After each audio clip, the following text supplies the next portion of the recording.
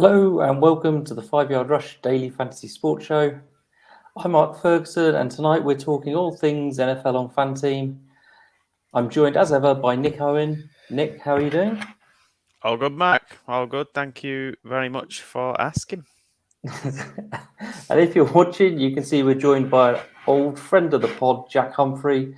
Feels like I was just talking to you yesterday about NFL, Jack. Well, yeah, it does. You've had me back on again, but thank you, boys. I'm honoured to be back, even with my bit of man flu. Yeah, it added extra ingredient today. Yeah, so we all had a lot of fun talking on Twitter Spaces last night, didn't we? About this Thanksgiving slate, which is currently going on. Jack, I think, is watching it, and it's not inspiring you at the moment, is it, Jack?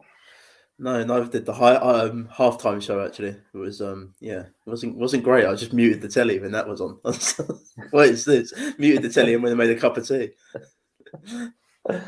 Well, so because the schedule is slightly different, we've got a slightly different running order today. So firstly, we're going to talk. Nick will be talking about his winning lineup from last week's exclusive 5 Yard Rush contest on FanTeam. Congratulations for that, Nick. Thank you very much. And despite what the people say, it was not a rig up. I did win it with pure talent and skill in the end, it seems. No. That's what people always say about you, Nick. Pure talent and skill. Then we'll very briefly be talking about season-long games. There's actually week 12 already locked today at 4:30 in the afternoon, so we won't be doing masses of analysis on that. And then we're going to all three of us, can create a lineup for this Sunday's Redzone contest, which features all the 6 p.m. and the 9 p.m. games. So it's a 10-game slate, which is nice. But before we start all that, I have some really exciting news. The 5-yard free roll is back. So after disappearing for a week, it is back. And you'll find the link in the description for the video. And also we'll be posting it all over socials from now until Sunday. But here's the quick tale of the tape.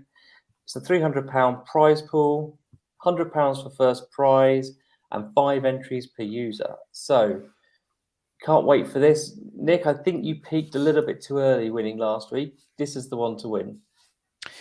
Yeah, it seems to be that this week is the one to win, Mark, though I'm not going to complain at the week that I actually won. But fantastic. Obviously, last week we had the £1 entry, which I thought was a great opportunity in itself to get on there, have a go, see if you can win some money against a smaller field than what you might come up against in the Fumble or in the 6 p.m. Red Zone contest. But yeah, this week we're back to free roll, 5 entries, so massive opportunity there.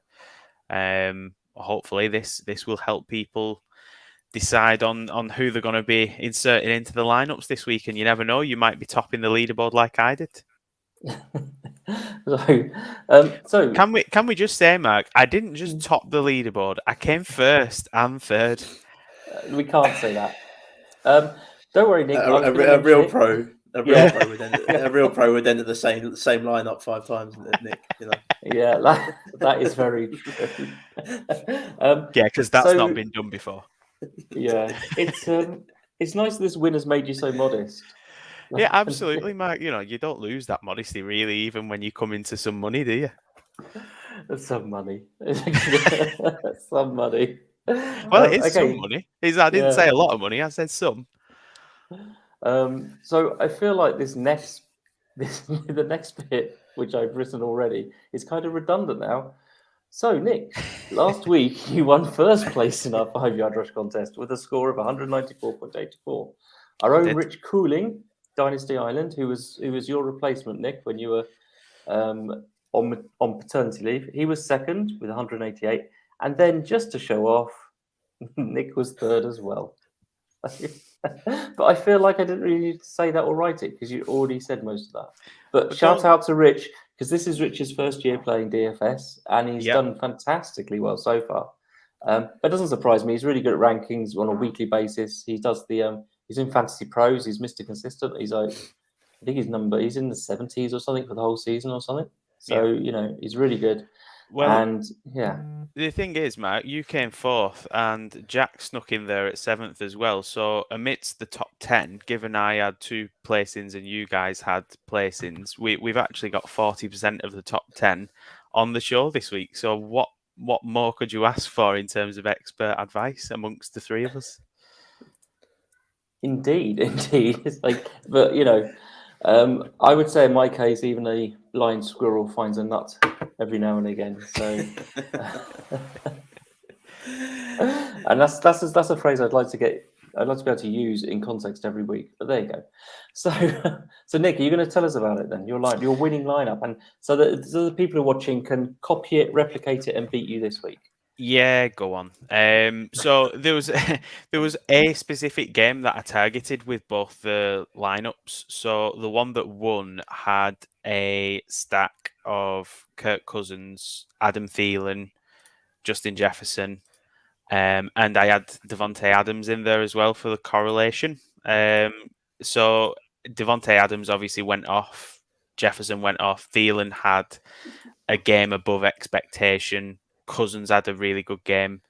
I had Chubb in there. I think Chubb was about 45% owned, which still off 48% owned from what I can see. So clearly need my eyes testing. So even still, that felt low owned given his price and given he was coming up against the Lions. I had Gesicki in there. David Montgomery didn't really do much at all, as is the case this evening, it seems as well. And I had the Browns in at defense. The one that I think tipped me over the edge, though, which was the super low owned 5%, the Prophet Elijah. Elijah Moore from the Jets absolutely flew. Great we shout. spoke about him on the Spaces. 29.6 points. Yeah, I think that's the one that tipped me over the edge. He had a massive touchdown run, and that just catapulted me up. Because the thing is, as well, with Moore, because of his price, I was able to actually squeeze him into both lineups. So the lineup that came third had fairly similar players. I had Adams, I had Moore, I had Gesicki. The difference in that lineup, I slotted Rodgers in rather than Cousins. Still went big at receiver. I had McLaurin, I had Diggs. You could afford to do that because it was a good week to go cheaper at running back, I think, last week. And the running backs really performed. So I had Myles Gaskin in there, who turned out it wasn't a trap after all, and he did return value. I had AJ Dillon in there, and the really strongly performing Philadelphia Eagles defense did me a solid and turned up with 11 points, which again we spoke about on the Spaces. So they looked like almost too obvious, the lineups, when I look back at them. I mean, the Vikings stack having both the receivers there is a brave one, I think, but I've said it before. We've spoke about it before. Weeks and weeks ago, we were on about double stacking with the Bengals receivers. I think if you've got a team like that and you've got 2 weapons, having both of them, it is a little bit of a differential. Because Thielen was only 14% owned, Jefferson was only 21% owned. So straight away you're ahead of 80% of the field if they have a good game. So it didn't seem that sort of like, when you look at the lineup on paper, you think, oh yeah, that's a pretty easy lineup to construct, and it was. But I think it's because there was a lot of value there that did return, the likes of Elijah Moore, the likes of Gaskin, and the defenses did well as well. Gaskin was quite low owned, wasn't he? Actually, if you're looking back at it, he was 18% owned. Considering the matchup, it was quite low. I thought it'd have been the chalk, to be fair, on that slate. Yeah, definitely. I mean, we said, didn't we, that the Jets, was it something like 11 touchdowns against running backs they conceded in like the last 5 weeks or something? It seemed too obvious a play, and I don't know if that's what put people off, because we spoke about it on the Spaces that Gaskin's not had a good season. But at the end of the day, it was the Jets. I mean, until we got in that end zone, I was raging on Twitter. I was like, if he doesn't get in the end zone here, I am dropping. Through all formats, like Dynasty and Redraft, I was like, I am dropping this guy. I'm going to make him someone else's problem, because it's just infuriating me. And then he got in, so I did a little dance around my living room. So your lineup had 2 great pieces of correlation in, didn't they? They had the Minnesota Green Bay game and then the Jets of the Dolphins. Dolphins. As well. Yeah, it was just mainly targeting them 2 games. The other guys who I slotted in were, we've spoke about people being like matchup proof, quarterback proof. Terry McLaurin comes in with a 21.3. Thank you very much. Diggs had another decent week at 18.3. Thank you very much. I'll take that. Jack's obviously a big AJ Dillon supporter. Flew the AJ Dillon flag very highly, and I wasn't ignoring him at the price last week. Absolutely not. 15.7. I'm happy with that return.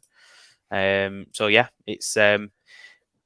What can I say? It was a good week. I was really only the Panthers chasing the game against Washington. I think I'd have actually finished 1 and 2. I think McCaffrey had some plays late on in that game that might have pushed Rich just ahead of me into second, but I can't complain. 1 and 3, can I? I think it's a great example of what's happened with you last week. Is if you correlate your lineups like that, you have to get less things right to do well. So you just had to get that game, the Minnesota Green Bay game, just had to go off in the way you want to do, and then suddenly because of the nature of they've both got such concentrated target trees, then if the game goes off, this is where the ball's going. Yeah. And that there's not always a game like that every week that's so obvious like that as that one is, but that's a great example of it and stuff. And then if Gaskins is doing well, chances are Jets are having to pass a lot, etc. So Elijah Moore does well, as and that really was, for me, I think the Elijah Moore pick is what's basically won you that. Yeah, that's he at 5% as well. That's fantastic.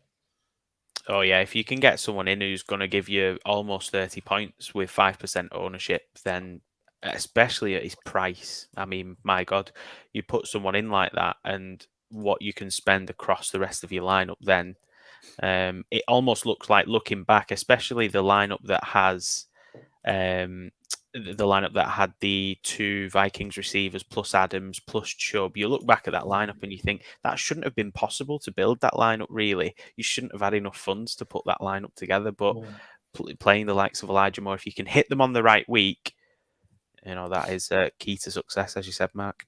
It's like Josh Reynolds tonight, isn't it? He's got into the end zone tonight, and just the ownership, like, it's like 5% or something. So he's got in the end zone. He's already returned the value. You're already ahead of the game, other people in the contest. So yeah, a perfect example, Jack. Yeah, Reynolds. What is he on?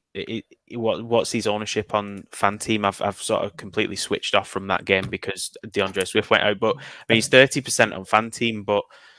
Even still, you're happy at 30% if he's got 16 points as it stands now. You're happy at 30% there with 16 points for a guy that's costing what, 5-6 million, was he? So I've got him as a vice captain tonight in one of my lineups in the satellite, and he's on 19.2 points. So this is great, great value pick.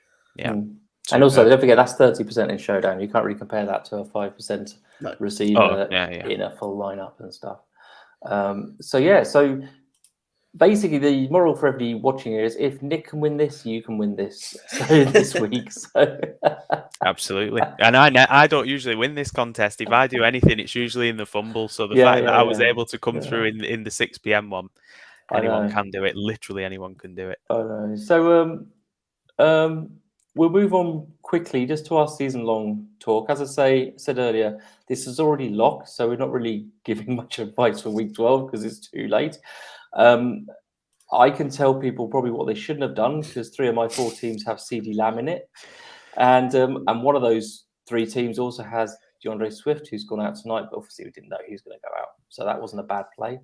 But yeah, so my pod team is actually the one I've been following all season. Has become a bit of a shambles this week because that's the one with Swift and CD Lamb in it. So yeah, I just don't, probably not much point me talking any further about that.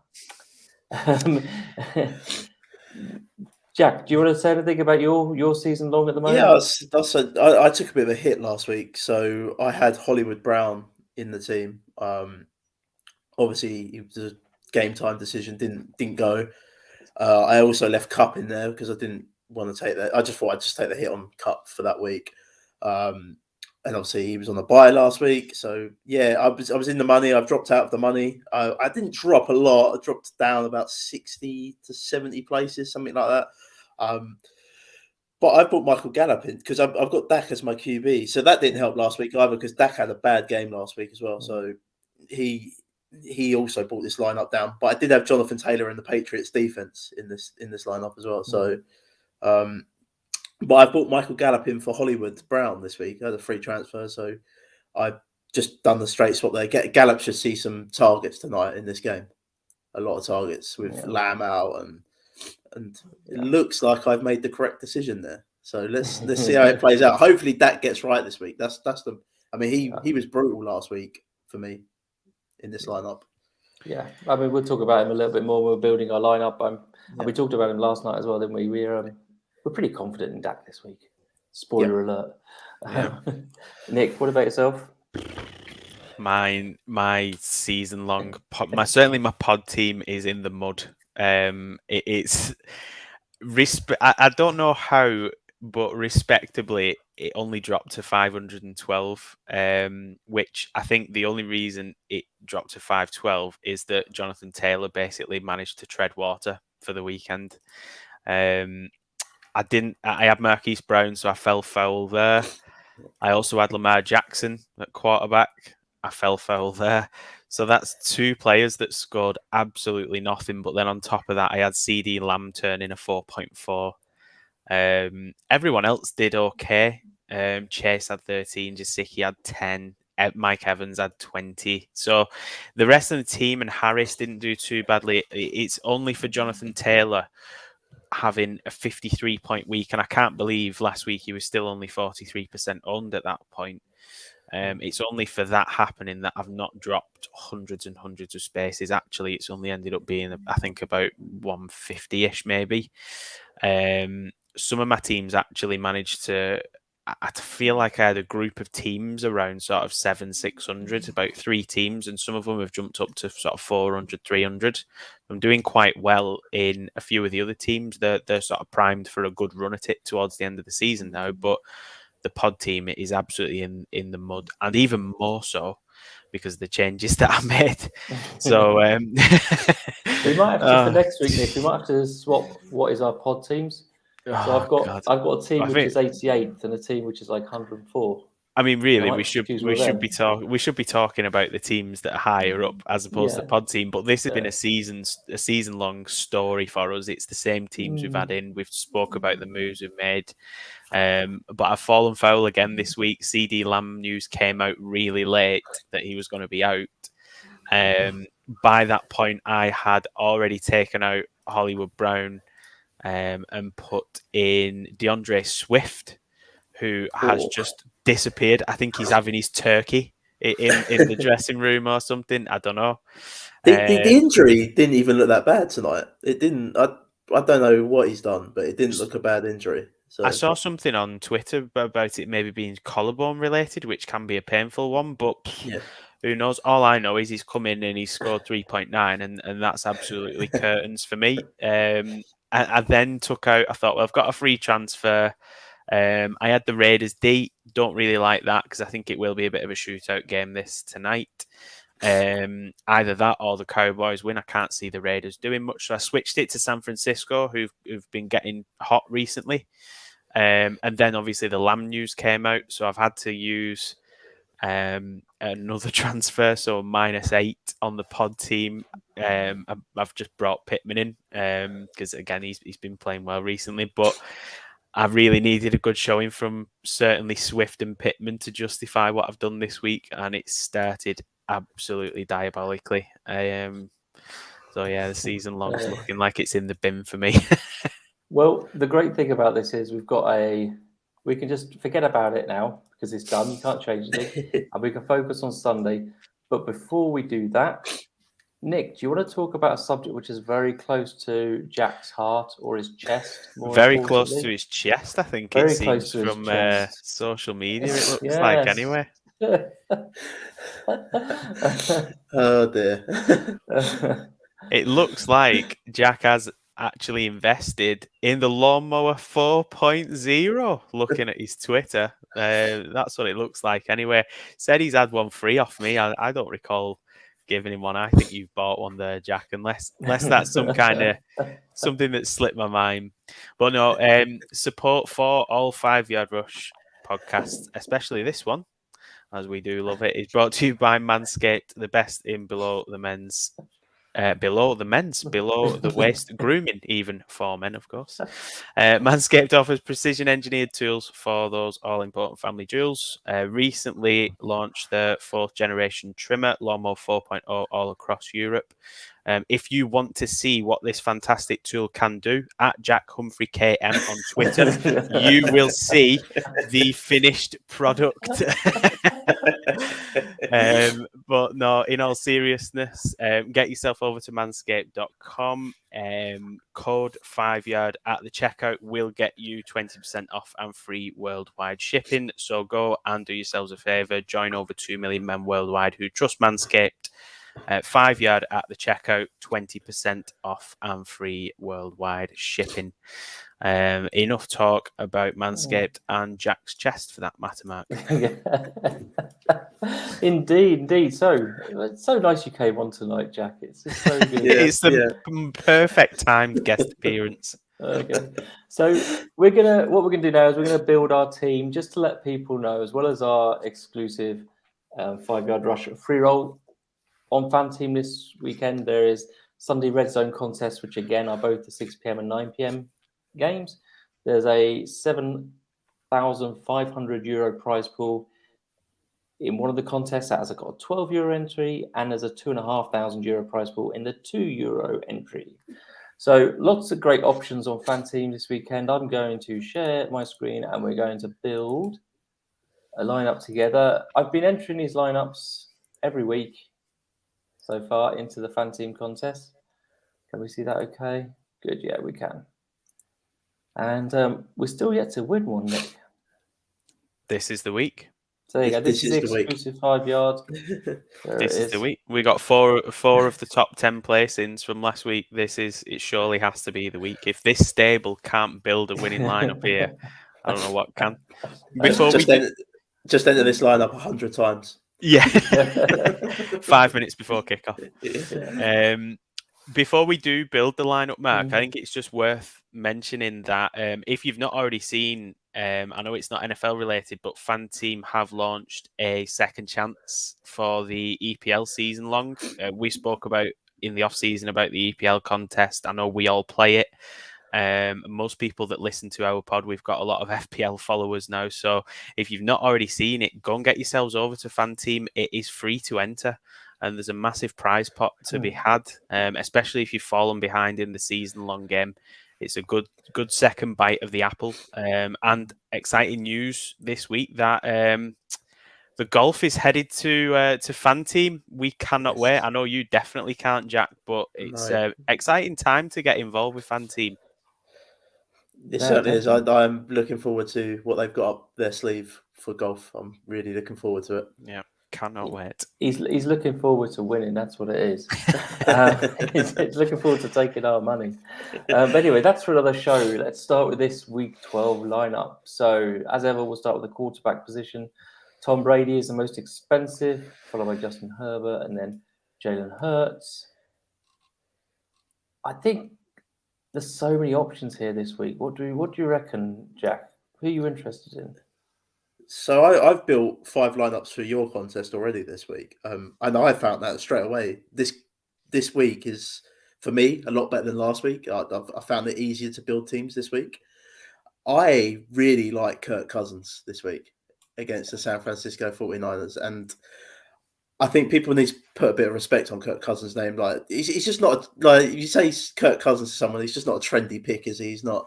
Oh, it's Kirk Cousins. Like the guy has been producing this season for fantasy, and I mean the 49ers I think they're 24th against opposing they're 24th against opposing quarterbacks on the season. So the matchups, there's nothing to fear here. The game itself has a bit of shootout potential. I think we can see a little bit of a shootout potential here. So we're going to get a high score. I really like Kirk Cousins, and you're getting a bit of a discount from the guys above. And a lot of people go back to Matthew Stafford. Nick, I know you're a Rams fan, but Stafford hasn't been particularly great. The Rams haven't been particularly great in the last 2 weeks, have they? No, they've not. Yeah, I wouldn't touch Stafford this week. It's a tough matchup that on the road. It's Green Bay, Bay, it's going to be cold after a bye. I just wouldn't go there. I think you're getting a bit of a discount with the guys above. I do like Jalen Hurts, but that game against the Giants, I fancy the Eagles to get up very quickly and early in that game. And the Eagles have been running the ball a hell of a lot recently. And when we get onto running backs, I actually really like Miles Sanders this week as well against the Giants. So I think I agree with you about this game, this Vikings 49ers game. I think could be another great. I think Cousins has only thrown two interceptions all year. Yeah, he's been really good. People need to put respect in his name. Yeah. And Jefferson just doesn't matter if he's playing man, zone, if he's getting shadowed. He just seems to be. He hasn't dropped off for his second year, which nobody is. I don't think he's getting enough credit for. So yeah, I'm with you on that, Jack. What do you think, Nick? You got other people you've got your eye on? Yeah, I was actually pleasantly surprised that Cam Newton's showing last week. I didn't expect that showing from him. I know it wasn't spectacular, but a couple of touchdowns. I think he completed like 21 of his 27 passes for close to 200 yards. He finished up with, I think it was around 25, 26 points, was it? But I just like the matchup there this week. The Dolphins in the last 5 weeks have given up the fourth most fantasy points to this position, and the fifth most to wide receivers as well. So if you're going to start someone like Cam Newton, I do think that looking at someone like a DJ Moore as a cheap stack at 14.5 is reasonably priced this week. So I wasn't on Cam Newton last week. I wanted to see a week of him starting and see what the arm was like. It might not have been the Cam Newton of old, but he didn't look bad. And I think Miami, they're not as good a defense as how Washington have been performing in recent weeks, certainly. So I like that. On the flip side of the Kirk Cousins coin, I think if you've got the opportunity to enter multi-entries, if you're going to throw a Kirk Cousins lineup in, you might as well just throw a Jimmy Garoppolo lineup in as well, I think. Again, stacks well with the likes of Debo, who I'm sure we'll come to when we speak about the receivers. But I say this every week. I don't really like recommending Jimmy as a pick, but he just keeps taking over, the lad. He just keeps steady scoring 15, 16 points a week. The odd peak where it might be around the sort of 20 region. But again, it's a good matchup for him against the Vikings. Conceded third most fantasy points to quarterbacks again in the last 5 weeks. So it's a similar kind of matchup to what Cam Newton's coming up against in terms of what's in front of him and historical points they've allowed. He's cheap, and we've seen from going cheap in recent weeks at quarterback, it allows you to really stack the skill positions elsewhere. So I don't mind him at that price. And I think if you're going to put a Kirk Cousins lineup in, stick yourself a Jimmy G lineup in, because the game's going to go one way or the other, or it could be a shootout, in which case both lineups could be relevant come the end of the 6 p.m. games. Yeah, I agree. Yeah, I think... or the 9 p.m. games even. Yeah, picking a cheap quarterback makes me... There's a question I want to ask both of you. We've got 2 very interesting games this week in terms of we have 4 of the worst teams in 2 of the games, don't we? We've got Jacksonville against Atlanta and Houston against the Jets. And I'm wondering, and we'll start with you, Nick, are you interested in any players on that team, on those games at all? The reason I bring this up now is because if you are, Matt Ryan, I think, is very good value. Yeah, I think if there was anyone, certainly at quarterback, I'd probably be looking at Matt Ryan. I don't really like Tyrod Taylor. Whoever the Jets are going to roll out at quarterback, I mean, that could be anyone. I mean, Houston looked half decent last week defensively against the Titans. It's a tough one, this, I think, because of these 4 teams. You look at some of the matchups you could exploit, and it just doesn't really feel like there's the players there to exploit. Like we know that the Jets are so bad this season against running backs, but then Houston don't have anything in the backfield that you would think would trouble them. The Falcons, I like Matt Ryan, and you've got some nice stacks there, especially if you're going to play the likes of Kyle Pitts, but. I don't know with those games this week. Elijah Moore again, I do quite like Moore at his price yet again this week. If I was going to play anyone from those games, he'd probably be the top of my list. What about you, Jack? Are you touching anybody from those games, or? I'm going to disagree with Nick on Matt Ryan. I don't like that game for Matt Ryan at all. The Jags defense has got a bit of a swagger about it as of late. I know they got turned over by Jimmy G last week, but I think there was a lot more running in that game, and there was a lot of Kyle Shanahan's just a great offensive mind anyway. But the last 2 weeks, the Jags have only given up the ninth against opposing quarterbacks in the last 2 weeks. As I said, they got a bit of swagger about him. Matt Ryan's not outside of Kyle Pitts. What else is there? I mean, is Patterson going to be back? If he's back, then maybe I like Ryan a little bit more. But I personally would be avoiding all of them games. And the only thing I would agree with you on Moore a little bit, Nick, but I'm also wary of that because if you look at the stats with Moore when Wilson plays, they're not pretty. Is Wilson back this week, is he? Yeah. It's going to be Wilson back at the quarterback. So they're not pretty. Interesting. So normally we would like to sort of target those defenses of all of those 4 teams, generally speaking. But obviously they're all playing each other, and then it comes down to is a bad offense better than a bad defense? And I'll tell you what defense I'm playing. The Jets. I'm playing the Jets defense against Houston. Well, we'll come to defense. Well, we're not quite the defenses yet, Jack. It's almost as if you've never been on the show before. No. You were mentioning defenses in them games, and I am all over the Jets defense this week.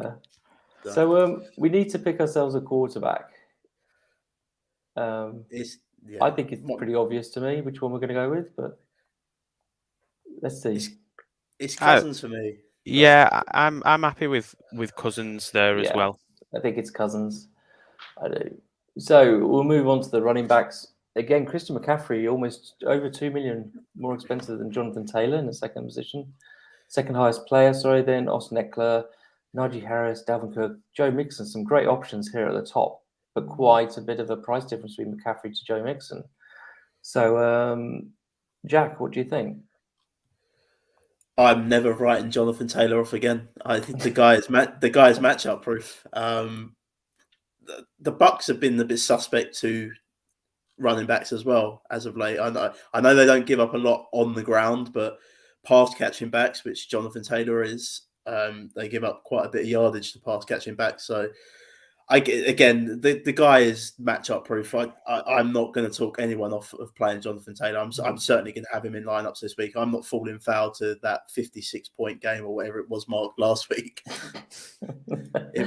He comes at a price, though. He does come priced, and you have to make some sacrifices somewhere else. Well, like I say, I think you can sacrifice on the running backs on the second option. My value option is Miles Sanders against the Giants. No Jordan Howard this week. Yeah, nobody knows about the Giants' failings more than you, do they, Jack? So, we we could have a long podcast talking about the Giants. I really don't want to go down that route. They are terrible. Their last 2 weeks ranked 22nd against opposing running backs. They're just on the season. They're 28th against opposing running backs. They're just terrible all round, the Giants, and the Eagles want to run the ball. They've made a go at it the last sort of 3 weeks. They want to run the ball, and Miles Sanders looked good last week. The only issue with Miles Sanders is he has a fumble in him every now and then. He had one last week, so you have to be. That always has to come into play, and you have to be wary of it and what you're going to get from Boston Scott. But like I say, there is no Jordan Howard this week. So, Nick, have you got any interest in Christian McCaffrey at $23 million? Well, I feel like he was a bit written off last week, wasn't he? Because of Cam coming in. I think people expected Cam to hawk some of his goal line work and take away some of his touches, but he comes out absolutely swinging again, McCaffrey, and puts in a 24.9 off the back of a 26.1 the week before. I still wouldn't go with the price. I don't think you can justify really paying $2 million more for him over, let's say, a Jonathan Taylor, for example. But I don't think, I haven't got a problem with people who want to play him. I think the whole Cam Newton is gonna sort of shark some of his goal line touches thing. Yeah, it's gonna happen because we know that that's what Cam Newton does. But McCaffrey's so involved in how the Panthers play and run the ball. The whole playbook is basically built around Christian McCaffrey. So yeah, he's a bit too pricey for me. I've got no interest in owning him, but if people want to own him, I do think the whole Cam Newton coming back thing was not a myth. Isn't the right word, but I think he's still going to perform because he's still the best and biggest part of that offense. The one that's really caught my eye this week, and I'm glad to say that this week in terms of the running backs, it looks a better field than it did last week. Looking down this list, I can probably go down as far as maybe James Robinson, maybe Darrell Henderson before I start getting bored of the names that are popping up. But I really like Joe Mixon this week. I know you just touched on him there, Matt, when you were listing the players. He's been absolutely firing in the last few weeks. He's not scored 30 touches, 30 rushes last week, wasn't it? Not scored anything under. Well, there's the week where he was just under 25, but everything else has been 25 and above in the last 3 weeks. I think I've mentioned it before, but Steelers' Achilles heel is the run D is not great. They've given up 7 touchdowns in the last 5 weeks against running backs. And when you look at Mixon as well, I mean, he had a lot of touches last week, but the weeks prior to that, he wasn't getting as many touches, but he was getting targets. So he's had 2 consecutive weeks of 5 targets as well. So involved in that side of things, I do like the value there. 17.4 for Mixon this week. My only concern is the game script. You need a Bengals lead, I think, in this one. There's some of the games this season, some of the important games where they've come up against better opposition, they've, for want of a better term, they've crapped the bed a little bit. I just hope hope they don't do that against the Steelers this week because it's a big divisional game. So yeah, that would be my only concern is if the Bengals go behind, does Joe Burrow get Gunslinger happy? But I think if they can get an early lead, Mixon's an absolutely great play at 17.4. I think he's kind of in some respects game script proof. He's involved in the passing game as well, Mixon. So I think he's a great play. It's actually my favourite value here on FanTeam because he's like almost 6 million less than McCaffrey. Yeah, so it's like 25% less. I think he's great value. I was interested in Darrell Henderson though, but I wonder if I'm interested because I'm still remembering Darrell Henderson at the beginning of the season rather than where he was before the bye. The thing with Darrell Henderson is McVay sometimes just abandons the run too quickly. We've seen it in games, I think, against the Cardinals. We were absolutely gashing the Cardinals up for about 8 or 9 yards per carry, and all of a sudden he just decided he wasn't really going to run the ball anymore. He was going to start throwing it. I would just be a little bit wary of Darrell Henderson. He's going to have good weeks, absolutely, but this week in Green Bay, I don't know. I just think it's a tough matchup all around that for the Rams. I'm not expecting any. It should be the kind of performance where they bounce back from 2 losses and show people what they're made of. But I'm just really, really not confident in them this week.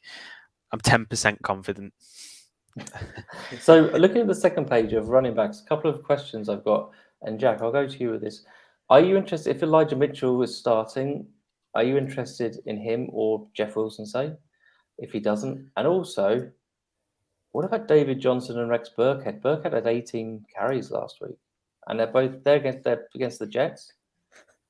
I'm going to start with Rex Burkhead. No, I'm not interested. He averaged like 2.4 yards per carry or something. He was, I mean, it was just awful. Like you said, 18 carries. I just no. And then they go and cut Philip Lindsay. And I did put out a tweet. I was like, yeah, they must have been really happy with him. 18 carries they gave Rex Burkhead last week, like for 38 yards or whatever it was. Just absolutely ridiculous. I get it. The matchup's brilliant. It's a great matchup, but I just think Tyrod the takeaway from that as well. The Texans just don't have a run game, do they? Back to the 49ers, guys. Yeah, the 49ers want to run the ball. They're a running first offense. They want to run the ball. So if either of them two go, well, Wilson will go. But if Mitchell goes, you play Mitchell because he's the starter over there, right? Yeah, I think they're great price. I really do. Yeah, and again, it's a good correlation against if you're going to play a Minnesota stack, which I think we're going to end up with. Yeah, definitely. What about you, Nick? Anybody on the second page you're interested in?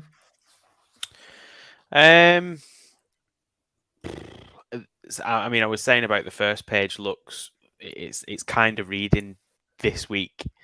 The second page I think looks a little bit grim. I've probably Ty Johnson or Tevin Coleman catch my eye a little bit on this page, but it's who gets the carries. That's the thing. They literally, Carter went out the game last week and they both had 50-50 snaps. It was 20 snaps each. So it's who gets the snaps in that game. No, there's not a lot I like on this second page, if I'm being brutally honest, Mark. No interest in Stevenson of the Patriots. If Harris isn't a go, then that is one of the names I just looked at. I don't know what the status is of Harris, but yeah, that would be a name. He's trending towards playing at the moment. That's what that's the last thing I heard. That's the last thing I heard. Because they're another team. I know Mac Jones has been good, but the Patriots want to run the ball. So and they'll deploy their running backs on the goal line all the time. You've seen it. You know, Bill Belichick's not afraid to do that. So they do offer some upside value for me. Yeah. Well, as of it's not updated today, but as of yesterday, Harris was limited at practice as a participant, so could be one to keep an eye on because if he is out, absolutely, I'd be putting Ramondre Stevenson in definitely. Okay, so we need to pick some running backs here, and I think Joe Mixon for me. I think he's definitely my favourite play. Don't think either of you object to that particularly, do you? No, I'm happy to go with Mixon. Yeah. And just one name before we do pick another, Mark. I don't just to get your views on it, guys. But what if he's good to go? He looks like he's got an orange marker against his name at the moment. But would we have any interest in James Robinson at 15.9 if he's good to go against the Falcons? Yeah, the usage is there, isn't it? You get a solid usage with James Robinson. You kind of know what you're getting. It's a good matchup as well. The Falcons are terrible, so yeah, there's a bit of interest. Yeah, that's why that's the only reason I mention it because I know that the matchup is a good one for him. Yes. I think he'll be low owned as well. I think he'll be low owned as well. I think he's a fly under the radar pick this week. Yeah, I do like him. Can I mention someone quickly? What about either of these Denver running backs? The Chargers, that's their Achilles heel. You run on the Chargers. Yeah. It's just which one again, isn't it? I mean, generally, you'd pick Melvin Gordon if you're going to pick one, wouldn't you? If you're forced to pick one. Well, I would, I'd pick Melvin. He gets the touchdowns, doesn't he, Melvin? Yeah. Javonte's look better, but Melvin gets the touchdowns. And he scores better as well, Melvin. The way I see it at the moment is these plays, the last few plays you mentioned, not James Robinson, because he's like a bell cow almost for Jacksonville, but the others are sort of shares, and I just wonder whether or not we need to do that with this lineup. Like, I think I personally would rather play Miles Sanders above Melvin Gordon. Yep. But equally, I'd be quite happy going up to James Robinson. I mean, God, Barkley is cheap, isn't he? If you think about it, for the amount of usage he's probably going to get. Don't do it. I know you don't want us to do it, but he is cheap. I think he is cheap. The Eagles' run D is good. I wouldn't. Yeah, but he's a good running back. We talk about matchup-proof players. I think Dalvin Cook at 18.6 presents good value yet again. I think he's another. I think you can play him against anyone. Do you want to play him with the QB though, the same QB? I think he's fine for those sorts of stacks. He's one of the few. I think personally, I think you can have, if you had Cousins, Cook, and Jefferson, you're kind of covering everything. Yeah, I think with the QB thing, because we brought this up on previous weeks, and I think the Tennessee Titans were the one that we pointed to say it works there. You could start Tannehill, you could start Henry in the same week, because I think it works if you've got a team that has a running back that's going to touch the ball 25-30 times a week. So you need a bell cow for it to work. But I think that's what you're going to get from Cook. There's not really much of a snap share there, unless he pulls up on his hammy like he has done in the past. I think it's another one of those, like we talk about concentrated target trees. There's almost a concentrated touchdown tree as well there in Minnesota. As in, it's going to be Cook or Jefferson, basically, I think. Well, you're going to be pretty safe if you do that through the whole year, But it might be too expensive for us, though. I don't know. It may be. Especially if you want to add Jefferson in. No interest in Eckler? Oh, definitely interest. It's just the price of them again, isn't it? We can always leave this second space. We can not pick somebody now. We could come back to it. Yeah. I think it's a stacked field, I think, there. So I think maybe we look at the wide receivers and the tight ends, tidy them up, and then see where we're at, see what we've got funds-wise. So Cooper Kupp is back, most expensive, unsurprisingly, 22.5. Then you've got Devontae Adams and then Justin Jefferson. And a little bit of a drop, actually, between Adams and Jefferson there. And then Deebo Samuel, Mike Evans and Chris Godwin.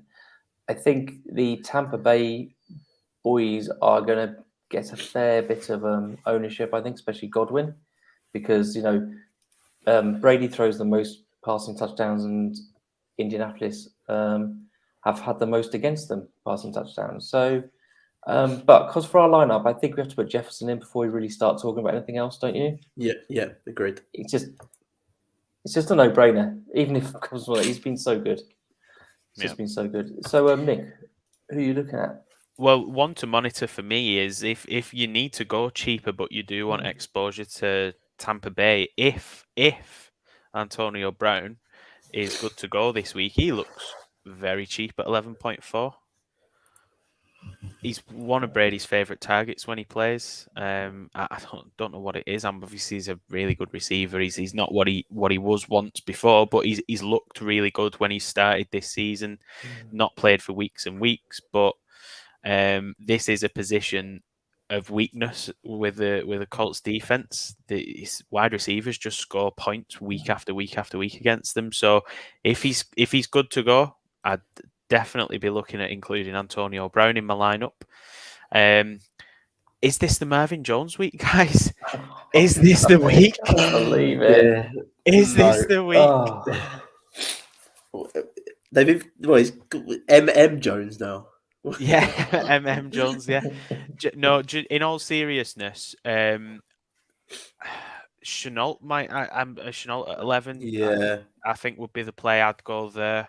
I actually like OBJ at 10.8 as well. He comes in now with that bye week behind him, hopefully a little bit more embedded in the offense, and that shiny new toy. There's always that novelty of the quarterback wants to get the ball to his shiny new toy as much as he can. I think he was thrown in a little bit at the deep end against the Niners, short notice game. But yeah, 10.8, I think that's he could definitely return value there, especially with Robert Woods going down as well.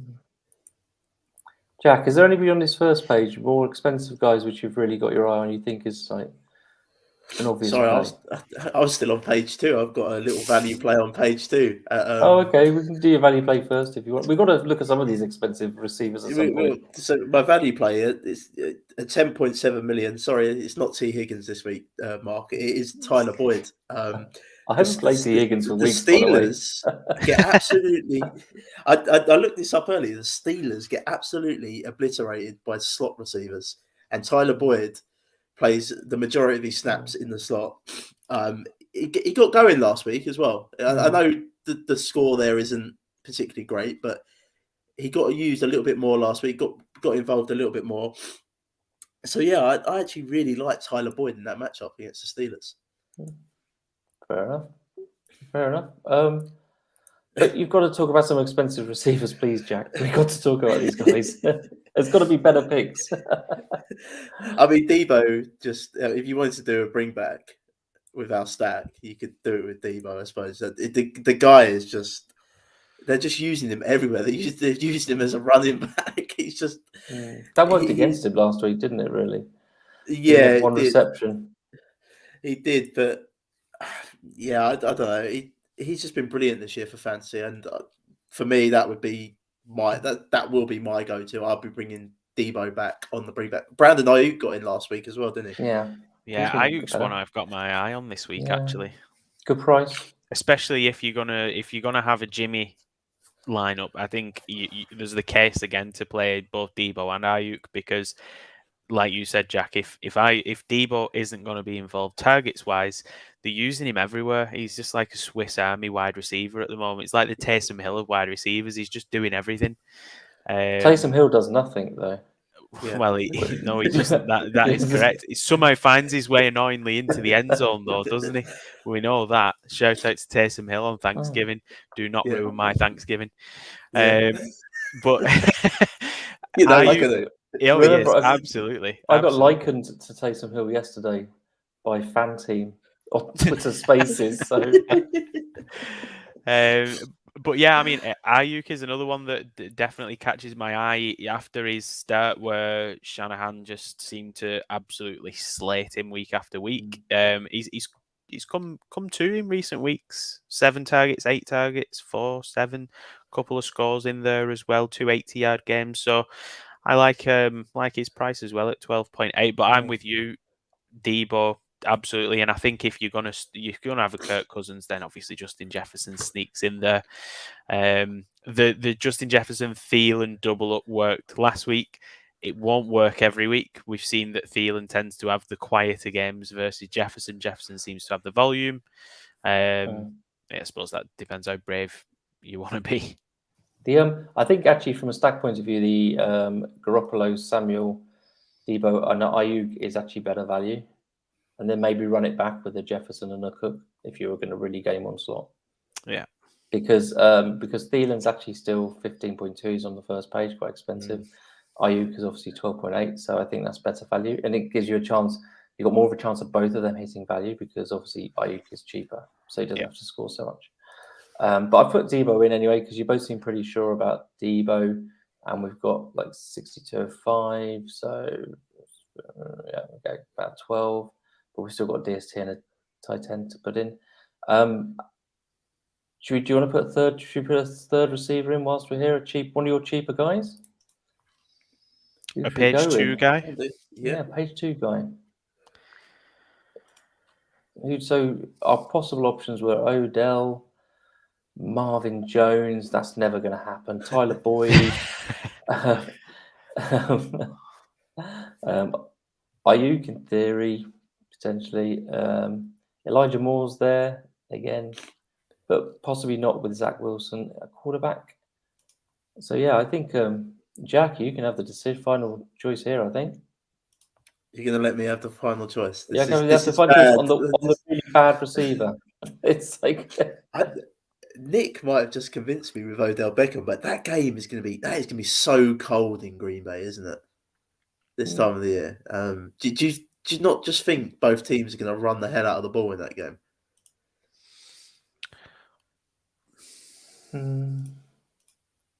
It could happen. It could happen, but I think you've got Rodgers versus Stafford as well. I think I still think they're going to be airing that ball out unless it's absolutely teeming down with snow and we've got a foot of snow on the field.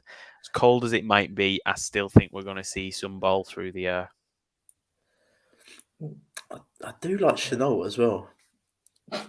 Something with I just think they might use him as a Swiss Army knife in that game with Agnew out. And he's not definitely going to play though this weekend, is he? At the moment, is he on the injury report somewhere? If he is, then stick Tyler Boyd in. I'm pretty sure he is. So we'll put Tyler Boyd in then. Imagine we've got Mixon. I really don't. Yeah. No. Do it. Just do it. I don't like doing that, but do it. We can change it. It's nothing set in stone. Let's move on to tight end, the favourite position of the show. Carl Pitts is the top tight end at 14.4. Then George Kittle and Dallas Goedert. Big jump down to Dallas Goedert at 11.3. Nick, what do you think here? I like Pat Frymouth. I never know if I'm even saying his name remotely right. Frymouth. I have no idea. But Pat Frymouth is the guy I've got my eye on this week. Simply because the Bengals have given up the second most fantasy points to this position in the last 5 weeks, and 3 touchdowns during that time as well. With Juju going on IR, he just seems to have picked up the slack a little bit, Pat Frymouth, and he's getting more and more involved, especially like in that sort of slot position. I know James Washington's had some extra looks as well, but yeah, I like him there. Fant is another one I like. Chargers don't give up a lot of yards to tight ends, but seem to give up scores to them. I think they've given up 4 in the last few weeks. 4 in the last 2 weeks they've given up. Yeah. And I think his advantage there is they don't give up a lot of yards to tight ends, but they're quite stacked at receiver, the Broncos, so that just might help his case in this game. If you're going to be really contrarian, I suppose you could throw Alberto in there, but I think for security, I'd probably rather play Fant of the two if I was going to go that way. But yeah, those are the 2 guys I like. I feel like we say his name every week, but Tyler Conklin, I think, is still reasonably priced. He's going to have those weeks where he dips in and out of the target share. It could be a week where he's in. Yeah, he would go well with our stack. Jack, do you like anybody? Do you like any of the expensive tight ends this week? Yeah, some of the guys we've mentioned. If I was I wouldn't play Carl Pitts this week. I'd play George Kittle over Carl Pitts, just because Kittle's got in the end zone 3 times in the last 3 weeks. I like Goddard as well. It's, the Giants it's been an Achilles heel with the Giants for God knows about 6 years. They just get burned by tight ends. Just give up huge yardage to tight ends. But if I'm going to go cheap, I'm going to go back with Evan Ingram in that game. I like that pick. The Eagles have given up 9 touchdowns on the season to opposing tight ends. In the last 2 weeks, they've given up the most yardage in 214 yards to tight ends. It's a brilliant matchup, and I think you get a nice value there. And the Giants have been so beat up at wide receiver. I think it's an obvious pick matchup, and also the price here on FanTeam. I would just say if you're in, I'm quite bizarrely for me interested in Gronk this week in my Brady stacks. Brady did go to him a hell of a lot the other day. Yeah. Look, 671. So but I think for this lineup, I think Ingram makes a great play. So there you go. So now we have to quickly do our DST, and we already know who you're playing, Jack. What price are the Jets? They're cheap. The Jets? You're playing, yeah? Yeah, the Texans are more expensive than the Jets. Yeah. What I found weird when I saw this was that Denver were the cheapest defense. I found that a little bit odd, unless I'm missing something. I saw that and I thought, actually, at 6.4, that's not a bad play. No, I like that. I think because, as you said, we say all the time what a variable position it is. I'm tempted just to stick them in, and we'll just see if we can change it if we need to, but let's just take the money and spend it elsewhere. I honestly don't think that is a bad play at 6.4. I'd happily start them at 6.4 because of the money it gives you, obviously. So we've got lots of money now. We've got 36.7 million to spend on a running back plus another. So we can actually go for anybody here pretty much, I think. CMC. Put CMC in. What does that leave us with? 13.7. So again, Nick's favourite feature, choose the affordable option. And there you go. We've got all our wide receivers and running backs we can afford in one place. The Claypool would be quite a nice correlation play against Boyd and Mixon. Or you could add in Ayuk, and again another correlation play against our cousins Jefferson and Samuel. Also, somebody else, Miles Sanders again. He's affordable as well. Who do you think, Nick? Who are you voting for? I'd completely forgotten Miles Sanders on the table, but I actually like that. I'd probably throw Miles Sanders in and go with the 3 running backs, 3 wide receivers. Probably would be my favoured.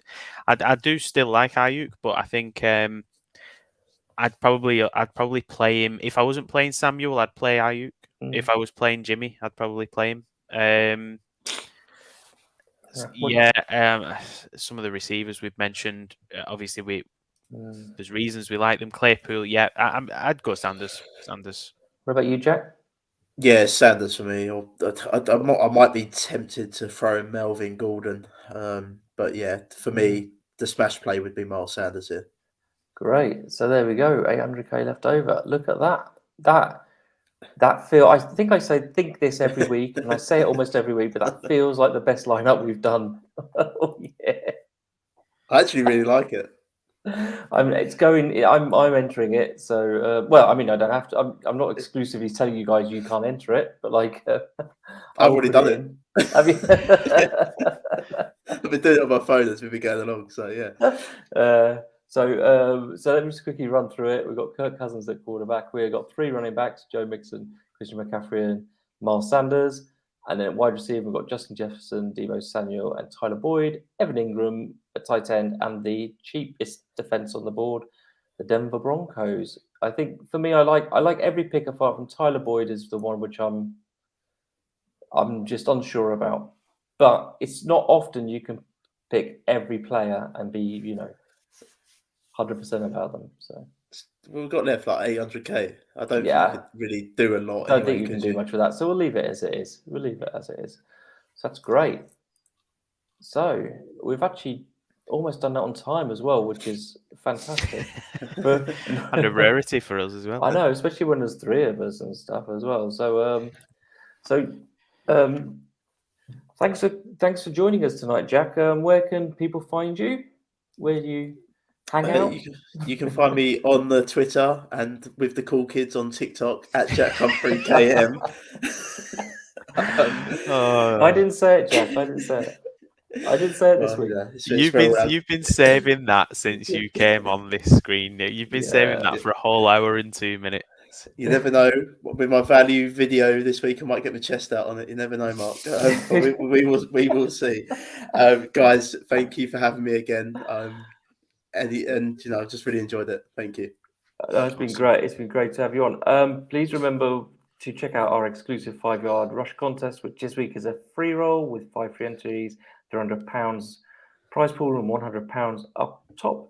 You can find me at _SMRF. And Nick, over to you for some final words. Yeah, you find me at Nick of Wigan. And just remember, guys, when you're picking your lineups, catches are for show, touchdowns are for dough. We'll see you next week.